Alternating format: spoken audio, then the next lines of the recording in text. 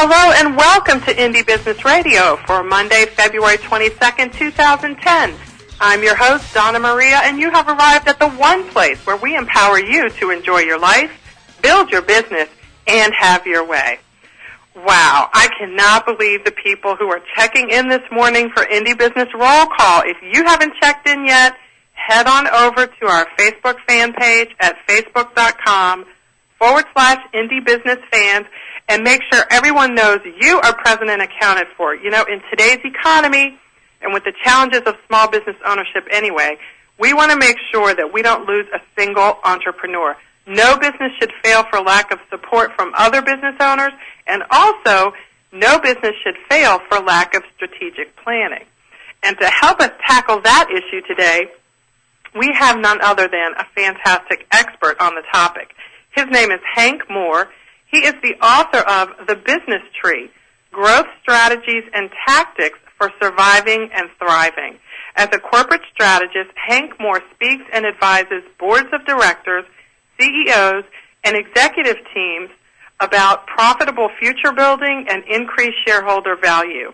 The topics he covers include everything. We're talking about shaping business trends, anticipating economic challenges and opportunities, corporate responsibility and ethics, creating and rebuilding corporate cultures, new ways of doing business in the future, and we all need to be aware of that, of course, especially in this changing economy, and so many other things. He conducts corporate visioning, independent performance reviews, strategic planning, and growth strategies for organizations of all sizes.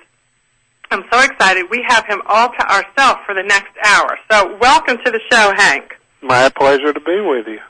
If you're listening to the show at indiebusinessradio.com, don't forget that you can click on the chat link and join us in the chat room live and ask your questions, and we will make sure that Hank gets those and we answer those on the air. I want to welcome you to the show, everyone who is out there, especially Lisa at Blue Moon Candles, who's already logged on and is with us today. It's great to have you here, Lisa.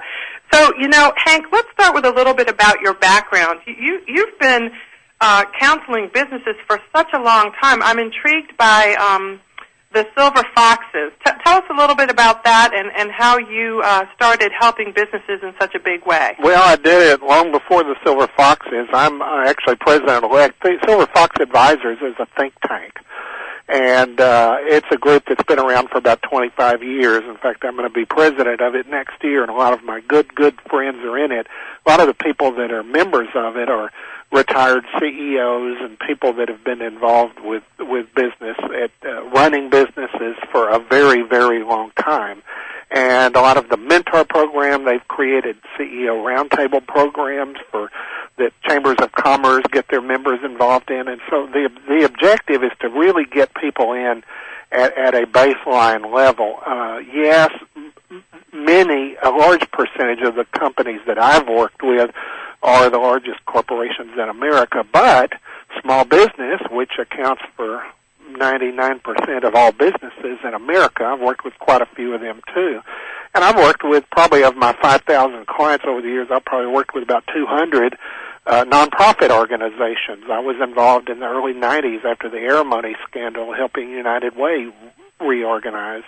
And I've been involved with a lot of small companies and startups, and I'm just a very, very big fan of small businesses in general. And I think that's probably the bulk of who's listening today. I think a lot of small business, the number one question that I get a lot as I travel around, and I've been doing this for a long time. I started very young, but I've been doing this for over 40 years. Advising companies is not necessarily something one retires into. You know, you develop and you do it. So, I mean, I do what I've been doing for a very, very, very long time. And the number one question comment that I get from a lot of small businesses, and this is kind of my way of patting small business on the back to kind of get the discussion going. A lot of small businesses say, gee, you know, you work with all those big guys. You've worked with Texaco and Marriott and Disney and Hewlett-Packard and all those people. And boy, I as a small business, if I had their resources, the things I could do, to which my answer is usually pat yourself on your back, count your blessings that you don't have their problems, right. that you don't have their bureaucracies. My experience, and this is the nicest thing I can say to small business people, because I firmly believe it. I think that might kind of set the basis for our talk today. I've done a lot of studies of small businesses. You know, there's a lot of research on them. 66.7% of small businesses cannot grow any further than they are right now. There's a terribly high failure rate. But yet, given the statistics that are against small business, there are a lot of very good people doing the right things for the right reasons. They may not use the fancy... Let me ask you this, if I could. I want to pick sure. That, if you don't mind. You just said that 67 or thereabouts % of small businesses can't grow any more than they are right now? Yes, there's this thing in our society, I say thing, this fervor in our society of grow, grow, grow for the sake of growth. That mentality is what caused the current business downturn, which I refer to as a business correction process. Business really should see a lot of what's gone on in the last couple of years as a wake-up call to what lies ahead, which means if they keep their mind on what they're doing, they'll move further.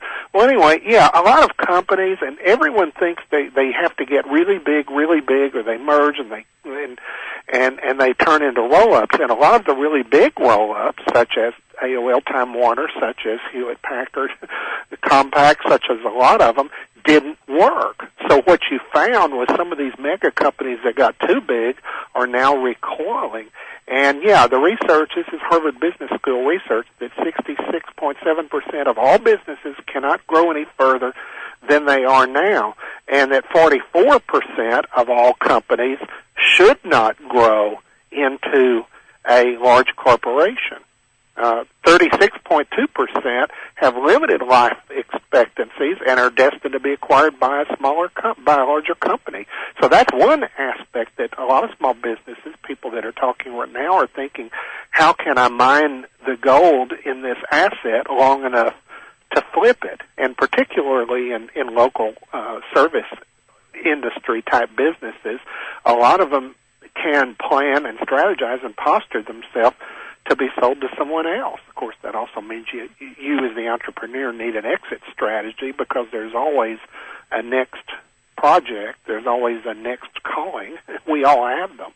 Well, and let's talk about that. I like that you're talking about the corrective process. Of course, we're all in the middle of that now. But speaking of the current economy and the correction that's going on, what are some of the things that you know in working with small businesses? And of course, Hank, when we say small, we're talking micro here for our listeners today. Right. Mm-hmm. What are some of the most effective things that we can be doing that will maximize our time? Because we have to be really efficient. We're oftentimes 1, 2, 3 person operations. That is correct. But so many are very, very small. What are some of the things that you know that small business owners must be doing now and is a really good investment of their time to prioritize in this economy? First of all, understand that there has to be a big picture. Too many small business people, they're widget kind of people, but once they start running a widget company, that's when the headaches begin. A lot of small business and a lot of entrepreneurs will say, gee, when the fun stops, I want to go away. Are you the person who kind of helps me make a business out of this?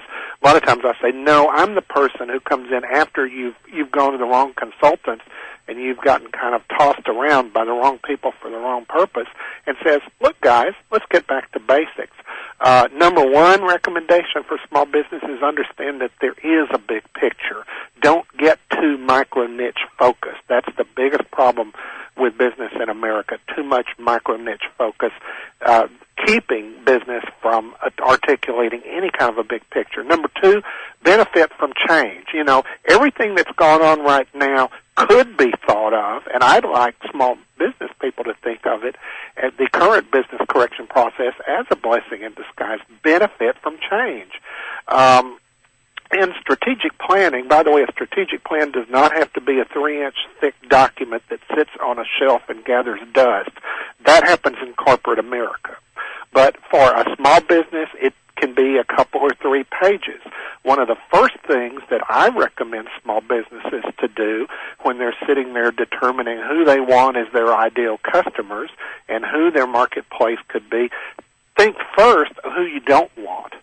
Rule them out first. Look at what your competition has done wrong. That's what the current, and benefit from change. Research also tells us that change, that word that a lot of people fear because change is related to fear, change is 90% positive. So why do people fear what's in their best interest? And research also shows that the average person and the average organization changes at the rate of 71% per year. Now the question is the change for the good or the change for the bad? While a lot of companies are still playing the blame game about what's happened in the past couple of years, and they're the same people that are still playing the blame game about the Enron corporate scandal period, and they're still playing the blame game after the dot-com bust. The common thread, and I've been saying a lot of these things, you understand when times are fat and happy and good, people don't want to hear from me as much as when times are tough. And I'm not trying to say I told people so, but what I'm trying to say is learn from the cycles. Go back and learn the lessons we should have learned. And small business could learn to benefit from change. Really look at what other people are doing and really messing up royally. That's where your marketplace opportunities come from.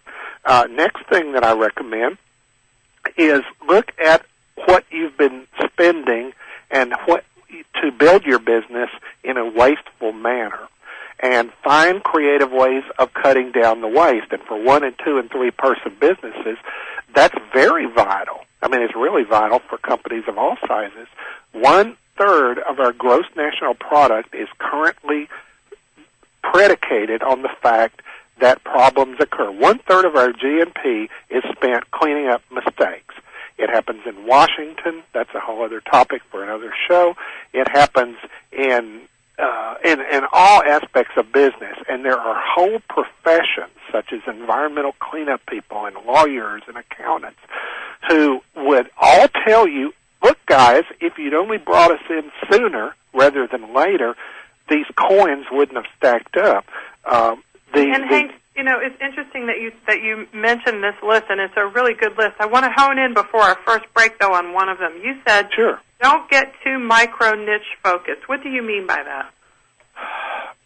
Micro-niche means I'm a widget person. I'm always going to think like a widget person. At some point, every small business owner needs to think like the customer, like somebody other. They need to get out of their own skin. When I devised the business tree model, and I originally did that about 15 to 20 years ago, and in the book is a recitation of successful case studies that have been judged against it. It basically takes the premise, and I'll say it kind of in less than a minute. I'll say the short version. Most businesses, there's 5 main parts, 5 main categories of every business, and 99.999% of every small business person, every employee of every company fits in one of 5 categories. Number 1, core business. That would be what the widget is. Number 2, and that represents really only 12% of what the business principles emphasis should be. Number 2, branch 2 is running the business, and that includes the technology, the plant, the equipment, the making the widget. That's another 12%. Branch 3 is, and I describe all of these at complete length in the book. Branch 3 is financial, and that's 10%. Now, you add 1, 2, and 3 is about as far as most small business people ever get. They say, oh, well, we're up to our neck in alligators, and we're too busy running the business. So that branches 1, 2, and 3, 34% of the overall pie, or tree, in my case, represent 100% to them. That means that the 2 biggest branches on the tree never get tended to, and thus the tree, which is an analogy for the company, will wither and die. Branch 4 is people. The best, most important commodity in every business, and that's where your training and your quality management and your team building and all that stuff goes. Branch 5 is business development. What does everybody cut when times are best? Business development costs, advertising, PR, marketing, those very vital things that are so important to growing the business. So, and that's 23%. Now, there's everybody in business, every consultant fits somewhere on one of those 5 categories. There are a handful of us that are category 6, which is the trunk of the tree, and 7, which is the big picture. And so what I wind up trying to tell business owners and principals and employees to do is, if they can look outside their own niche and they can see the relationship of what they do to all of the other branches, then that is a growing business. If they so there's don't, a lot of connectivity that we need to focus on, and we're definitely going to delve into that. Has to be, our second right. segment. I'm so excited to have all this great information from Hank Moore today. He's the author of The Business Tree. This is Indie Business Radio. We'll be right back.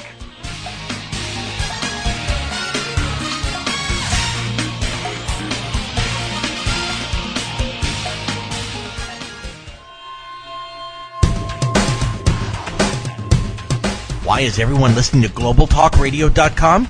Because it's the future of talk radio. Every day, more and more people are finding Internet radio as not just an alternative media, but as a replacement to traditional AM and FM broadcast stations.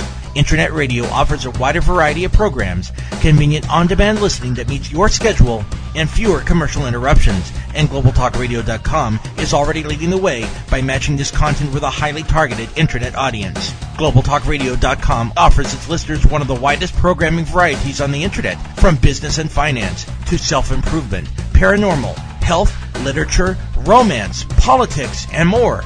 There are also opportunities for prospective hosts who would like to host their own weekly or one-time talk shows.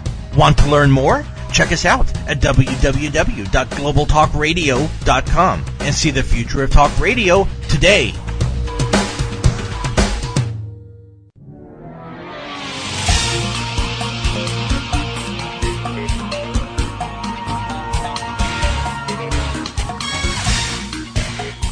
Welcome back to Indie Business Radio. We are having a fantastic discussion this afternoon with Hank Moore, the author of The Business Tree, Growth Strategies and Tactics for Surviving and Thriving. And if you were with us in the first segment, you know that he's divided up, how a business runs into 7 categories or 7 pieces of the tree, as he describes it in his book. Hank, because our listeners today are small, micro businesses, I really want to pick up on what you said about the first 3 parts of the tree, the core business, running the business, and the financial end. And you said that those 3 things, those 3 of 7 things, amount to approximately 34% of what it takes to run a successful business. That's correct. And you also said, correct me if I'm wrong, because I really want to get this for our listeners, I think you said that's where pretty much everybody starts, but if you don't move beyond that, that is, if you don't start to tackle people and hire some people, and you don't deal with advertising, PR, and marketing, your business cannot possibly grow. That is correct. Let's talk about small businesses at the level where they're at the beginning. How do they know when it's time to tackle things like hiring people? That's a huge issue. We all start with, 1, maybe 2 people. A lot of times we're married to the second person. Right. What happens? How do you know when your business is capable of handling employees, new people, bringing in the talent, both from a financial perspective as well as from a human resource and an administrative perspective? Theoretically, you should do it at the very beginning when the business is founded. People a lot of times jump in feet first and don't think to plan. That you should get a mentor, someone who can help you balance.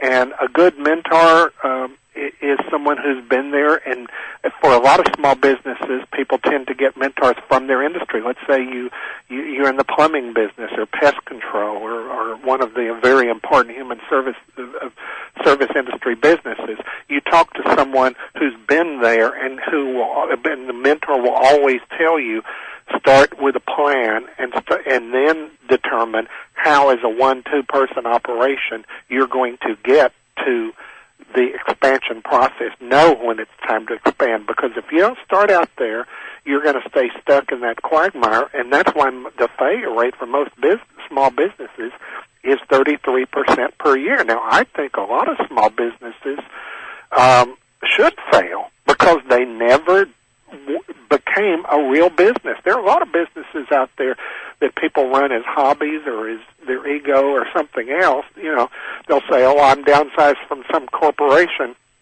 Now I'm going to be an entrepreneur. A lot of them don't have the entrepreneurial mindset. So having someone sit down with you and plan on the front end is going to save you an awful lot of grief. Okay, and now, then you refine what your core business is, and then what it's going to be, because what most small businesses start out to be and what they become are two different things. You know, and I've seen that there are almost always two different things, and that's a good thing, right? Because that means that you have adapted well and you have changed when you needed to change. And you've watched how your competitors refused to change. Oh, okay. And that's where you learn. You're constantly looking outside your tree. Very good. And you're looking at factors in the marketplace. That's what Category 6 is about, the trunk and the grounds, where you're constantly looking at what other people are doing wrong and you're improving on it. You know, there's in the categories of small business, really there's 7 categories of small business, well, in my words. Number 1, retail. Number 2, build a new mousetrap. That means you've got a widget idea that hasn't existed before.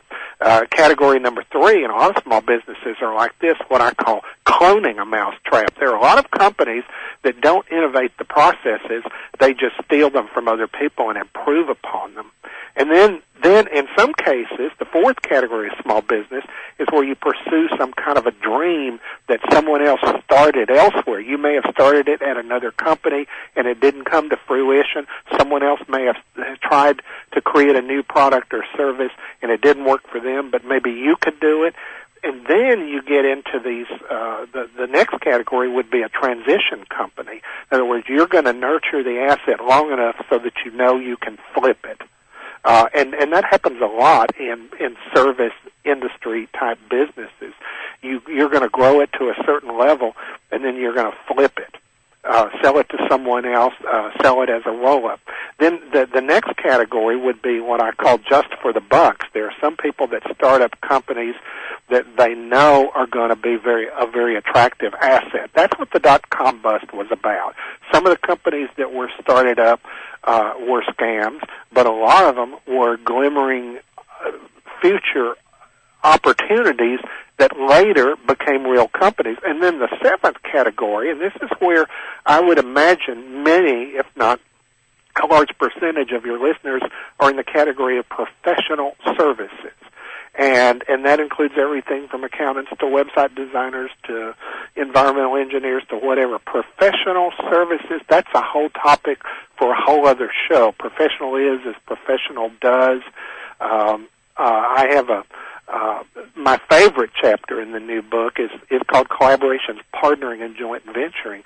And of the 200 case studies that are in the book, 50 of them are in that one chapter. And basically, it shows individual entrepreneurs and small businesses how to work with others and create opportunities that none of them could have done by themselves. So that professional services arena is where most of the small business growth is going to continue to be as we get past the economic downturn and, try to stave off the next economic downturn, which I'm predicting to be in about 4 years. Okay, well, gee, we will definitely save that for another show. Yeah. But that's good to know because we've got many things as you're describing that we can do to prepare ourselves for that so it doesn't catch us off guard. I want to go back for a bit, Hank, to what you said about the mindset. Do you expect that because of the increased downsizing and layoffs that are going on right now, do you expect that the small business failure rate will also increase over the next several years because so many people are starting a business because they feel like they have to and they don't ever take the time to adapt and adopt the mindset that you're speaking about, the mindset, the strategic planning mindset that you're sharing here today? Yes, and there will be more, and a lot of the people that are going into small business are probably not suited to do it, but a lot of them they may think that's their only way out. The danger of more people coming into a cluttered marketplace makes it tough for the really good small business people.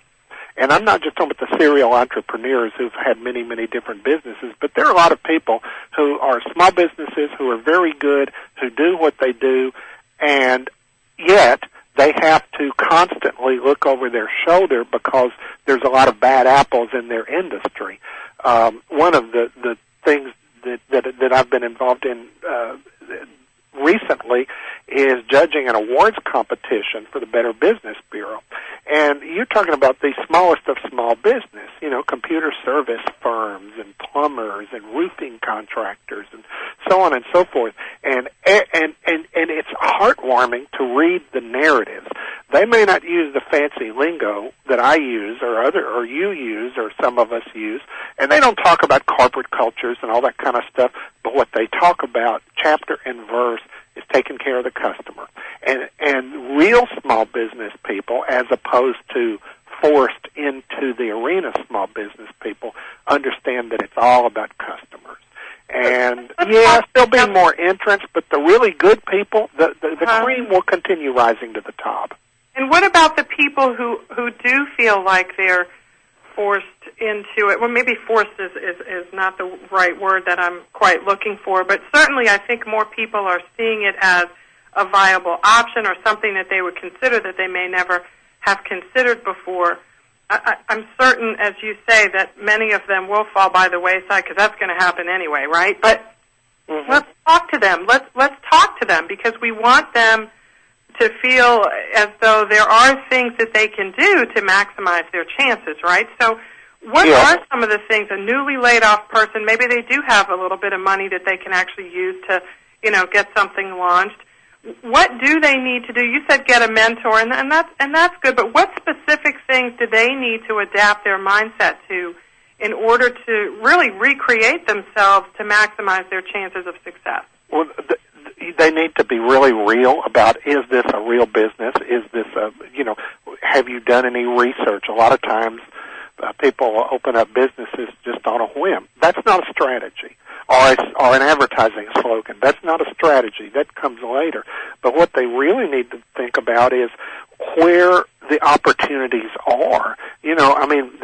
Among the industries that I would say try to avoid that have been most overrated and most affected by the recession, you're talking restaurants where the failure rate is 90%. Of all new restaurant starts die in the first year. You're talking about direct sales, online retail, high-end retail. They've all been very, very hurt. So if someone says, hey, I'm going to start up a new online retail website, I would say get real because 98% of all websites don't make any money. A lot of them are illustrated brochures. And then you get into independent consulting. I would tell a lot of people, here I was tooting the horn of independent consultants a couple of minutes ago. I would say, do you have a consultant mentality? A lot of people say, I don't want to work for the man anymore. I want to tell everyone to shove it. I'm going to go into business for myself. Anyone who's really in small business for themselves does not think that way and does not talk that way. They get really good dealing with people.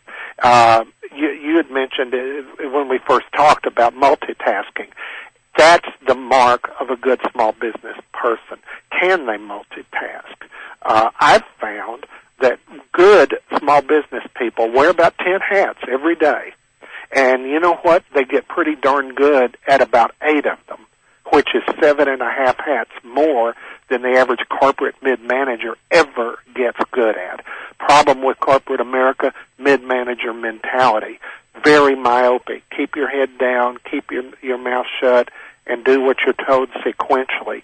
A lot of people come out of corporate America and they've been brainwashed by that mindset, and then they go into small business, and if they can't make the change, if they can't get mega customer-oriented and very service-oriented, and turn it into an art, then they should not be in small business. So that's what a lot of people really need to focus on, is really something I want to do. Small business is not something one downsizes into or retires into. You've got to want it in your gut, and you've got to want to achieve something. Yeah, those are all such great things to think about for those who are listening. If you're starting a business, if you're already in a business and you're looking to do some strategic planning, we're having a great conversation today with Hank Moore, author of The Business Tree, Growth Strategies and Tactics for Surviving and Thriving. And, you know, Hank, I got to tell you, we have one more minute till we take our break. You know, what you're saying is, you know, it's hard to hear, but I think so many of us, and I'm talking to myself and everyone else as well, really need to hear how important it is to be real and to really assess, you know, the realities of the marketplace, whatever it is that we're going to do. I'm wondering if, you know, all these people who may want to have a business but may not be able to make the turn and adapt the mindset that you're talking about, maybe, you know, with all the other people out there who are starting businesses and do have that mindset, it's a great way to get some freelance opportunities to work with some of those businesses in a collaborative way. I would think maybe Absolutely. Mindset, then, as you said, one of the biggest chapters in your book. We're going to come back and ask you some questions about how to know whether we're suited for this and what we can do if we're not, because, you know, we don't want to be standing in a soup line. We'd rather, you know, figure out a way to earn some money. So we're going to come back and talk with Hank Moore, author of The Business Tree, about that. This is Indie Business Radio. We'll be right back.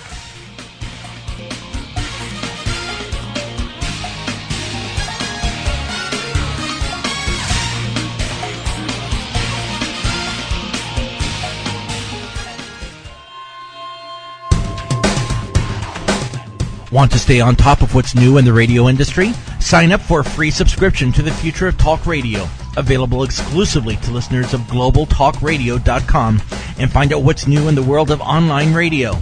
Listeners can find out about new shows and special guests.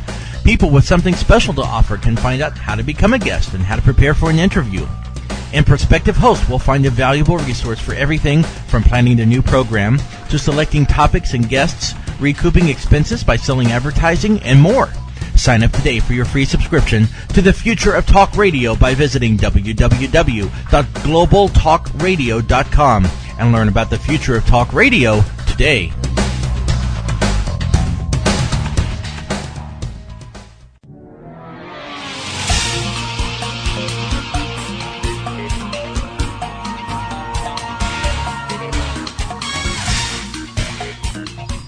Welcome back to Indie Business Radio. We're here today with Hank Moore, author of The Business Tree, and we are racing through some exciting and really good and important information that he's sharing with us.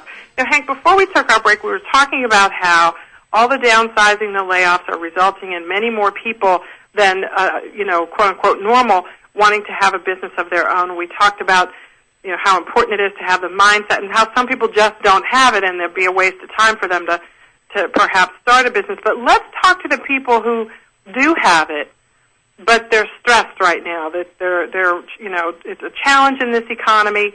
Maybe they've just started out. They do have what you described as that drive. They do have a customer service-oriented personality. They know what it takes.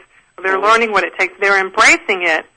But, you know, they just got to get through this hump. What words of encouragement do you have for Well, people? the first word I'm going to use, it's a word that I learned about 10 years ago. It's called potlash, P-O-T-L-A-C-H-E. It's in the book. It's not a drug. Potlash is a term from Native American lingo. It means I give to you, you give back even exponentially to me, the business of giving gifts. What does that mean for small business? The best thing I can recommend anyone to do at any phase of their business, even if they're a great big company that's been in business forever, go ask people what they think more often than telling people that they need to buy what you have. It's if every company of any size would have an advisory board, and that doesn't have to be a big elaborate thing, a handful of people whose opinion you deeply respect and who will tell you how to keep it real. If you do that, if the smallest of companies has a handful of people and they can tell them, you are my advisory board. You don't pay them anything, but their insights that they're going to give you is going to be the potlatch. They're going to give you wisdom. They're going to be honored to be asked for their opinion. And you know what's going to happen after that is they're going to start making business referrals. The best way is to get people to help you.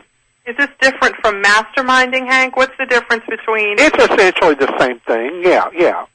I mean, but it's not just about networking. There's a lot about networking that's counterproductive to businesses. You know, it's because some people want to take advantage of other people. The best kind of networking and the best kind of potlatch is to where all sides get something out of it. I mean, I've gotten so many calls from people all the time complaining that their network, all they get is people saying, send me the business, thank you very much. They say, how can we work together? Well, taking advantage of one side is not working together. So my first recommendation in that respect is understand who your friends are and who your friends are not. Understand who your customers are and who your customers are not. And that way you don't waste all of your time on the 80-20 rule, you know, spending 85% of your time on the smallest number that's not going to be as productive for you. The other piece of advice to the smallest business is really look at the customer base and understand what it would cost you to lose every single customer. Research tells us that retaining 2% of your customers from deflecting elsewhere has a bigger impact on your bottom line than cutting 10% out of operating expenses. Hey, let's say that one more time. Can you repeat that? Retaining your customers from leaving is going to make you, it's going to improve your bottom line 5 times more than cutting expenses. So retaining 2% of your customers from leaving, from going to a customer. And, you know, for small business, the biggest customer loss is not necessarily to another company. It's people who say, I can get by without that service for right now. So you have to be sure to keep people using that service and understanding that you care about them. And if you do that, then you don't have to necessarily fire people or make cuts. So it's 2%. Retaining 2% of your customers is more effective than increasing your customer base by what percent? No. It has the same effect on your bottom line as cutting 10% out of operating expenses. When times are tough, the accountants and those kinds of consultants will constantly tell you, cut. When really, if you would shore up and protect the business, you're not going to have to make the cuts. You're not going to have to lay people off. You're not going to have to fire people if you've really got that customer base taken care of. Now, and then there's another category called stakeholders, which I talk about in the book. People who are not necessarily, and that's not shareholders, it's people who are affected by your company. And sometimes it's the customers of your customers. So by meeting with your customer once a year, and not just to render the service, or not just to collect the bill, it's to say, let's talk really about your business. Let's really talk about your situation. And is there anything we can do that we're not doing? We are here for you. How can we be here for you more? If small business does that more, they don't have to lay off. So this is so good. So let's talk about those of us who are selling products. We sell retail and we sell wholesale. So on the wholesale side, you're saying that one of the most effective things we can do is call up those retail customers, those boutiques, those stores that carry our products, and have this kind of conversation with them. Yes. Good. And sometimes you can convert retail customers to wholesale and vice versa. Mm-hmm. You know, I've got a client that's in the plastics industry, and they make plastic coating that goes on, you know, cars and buildings and all this kind of stuff. And part of our strategy was, you know, they kept complaining about these installers. Oh, these people have no business sense. They think like installers rather than small business people. They don't treat customers right. And my point was, well, can't you get rid of some of them and hire your own?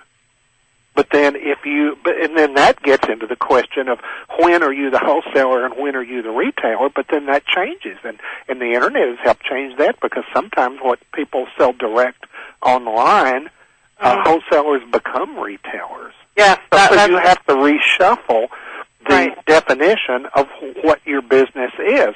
And that gets into, and once you start doing that, that cuts across all 5 of the major branches. You don't make one major change in your company without affecting the whole thing. I was working with a company recently, and they make pieces of equipment that, how shall I call it, the tubes and boxes. You know, you ever wonder at chemical plants, how do they maintain the quality control? What about the flow of the oil to the wellhead? All that kind of stuff. Well, these processes were started by all these people who used to be plant chemists, and they left the plants or downsized, and they started running small businesses. Well, years later, they haven't added people to their industry. They're all 70 years old, about to retire. Who's going to take their place? Who's going to make the tubes and boxes? So part of my work with them is to say, and by the way, guys, you're only getting about 15%. If some of you would roll up, you're only getting 15% of your potential marketplace. If all these chemical plants and whatever don't have on-staff chemists, why don't you sell consulting services? And so then that just changes the dynamic of what your branch 1 core business is, and it's driven by those other factors. Then you get into the question, can we make the change from a tube and box manufacturing mindset to a consulting mindset? Right. I'm actually seeing an increasing number of people trying to do that today. It's a really interesting time to watch that happen. But I love what you said about staying in touch and massaging, so to speak. That's my word. I know, not yours. But really talking to those customers. I remember, Hank, many years ago when I used to buy supplies for a cosmetics business that I used to own. When I would go in to the wholesale area to pick up my supplies, in the back of the room in the corner was a guy with a headset. And he sat there with a cup of coffee, and he was saying the same thing every time I went to the store. He was automatically dialing customer numbers. I think these were their retail customers who bought their products wholesale and then resold them in their stores or used them to create products. And he would say, "Hi, this is so-and-so. I'm calling from so-and-so, and I'm just calling to see how you're doing today." Right. And oftentimes, sometimes it would be a voicemail that picked up. You could tell that no one was on the other end. But frequently, he would end up having conversations with people that went something like this. "I am so glad you called. I was just thinking about you. I haven't had time to call you, but I do need some more of your stuff. Can you take my order right now?"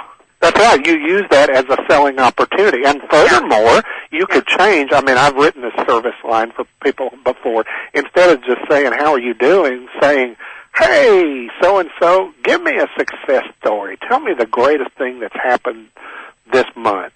And inevitably, you get them to start not only telling you things are going great, but they will tell you how great. Right. You get them to say, "This is what we did with your product, and these were the results on our stakeholders." In other words, if you get the customer to focus more on the benefit of your product or service on their marketplace and their ability to do business, then there's where you shore up, and there's where you keep from losing customers. That's customer loyalty. There's one other thing that I should stress, and before we run out of time, there's another section in the book about management styles. Customer-focused management is the dominant management style and has been for about 10 years. However, most people in business have never heard of the term. Why? Well, we want to make sure that we get to that if we can. If we can't, I want you to get Hank's book. It's fantastic, The Business Tree. But we do have a question in the few minutes we have left from Lisa at Blue Moon Candles. Hank, she wants to know, do you have any advice on ways to woo back a customer that's been disappointed? I recently had a shipping problem and a customer was very unhappy with the wait. I want to convey how valued they are. Any advice for me? Call them back and say, we just want to make sure this doesn't happen again. Tell me one more time what we did wrong. You know, there's nothing wrong with taking a mea culpa. I mean, Tiger Woods did it. Did he do a good job? Well, that's another topic for another show. Look at all these politicians. What if you've done that already? Do you suggest sending flowers, free products? Not, yes, in the case of a product, or more often than not, just keep a line of communication open. Part of that potlatch idea is think of something you want to send more than just an apology. Send them a customer's product. Okay, so something that ties them back into the marketplace.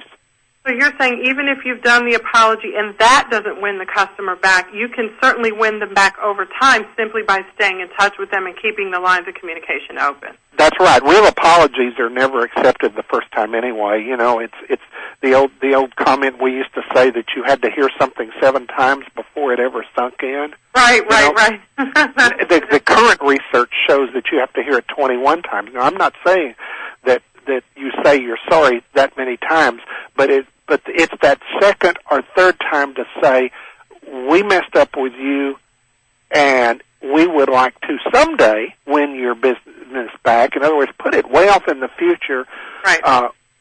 We just wanted to know we care about it. Maybe that second time you don't call to apologize. You just call to say, we heard you, and we're trying to move forward. See, that line right there is a line that Exxon and Enron and those guys never say to this day. And I suppose from what you're describing, too, it takes the pressure off the customer to feel like they have to accept the apology or place an order or something right now. That's right. And sometimes and one way of doing it, by the way, is not necessarily with a phone call. You could have a group email. You know, it's kind of like, like people write these family Christmas letters every year. What's wrong with writing a business letter every year to stay in touch with people who might have slid off, and call it a report, call it an update, call it a friend's letter. You know, people use euphemisms at Christmas time. Why can't you do that for your business? I recommend that small businesses write that kind of a letter 3 times a year. Good. Well, we definitely can use technology to help us do that. Hank Moore, thank you so much. Hank is the author of The Business Tree, Growth Strategies and Tactics for Surviving and Thriving. Hank, we have a few seconds left. What website should we go to find out more about you and get this book? Well, all the major, Amazon.com has it, Barnes & Noble has it. My website is www.hankmoore.com. In fact, it's got excerpts from the book on it, including excerpts from my 2 previous books. Great. So we're going to go to hankmoore.com and check him out. You can also find out more from him about Silver Foxes and the coaching and consulting programs that they offer. So happy to have you all here today. Next week, I am kicking off a new series on fitness. That's right. You can have a financially fit business, but if you're leading a business and you're not financially fit or actually physically fit, there's a problem, and you need to take care of it. I'm taking care of it, and I am inviting you to come join me, talk about fitness, talk about how we can work together to help ourselves be strong, even though 9 out of 10 of us sits at a laptop all day long. Let's talk about this. Let's help each other be stronger and more fit. To help us do that, Kimberly Linton, she is a fitness trainer, and she's going to be joining us to discuss the importance of physical fitness to a successful business. We'll discuss how even the busiest entrepreneur can include fitness in their everyday routine. That's right here next week, March 1st on Indie Business Radio. I'll see you then. In the meantime, enjoy your life, build your business, and have your way.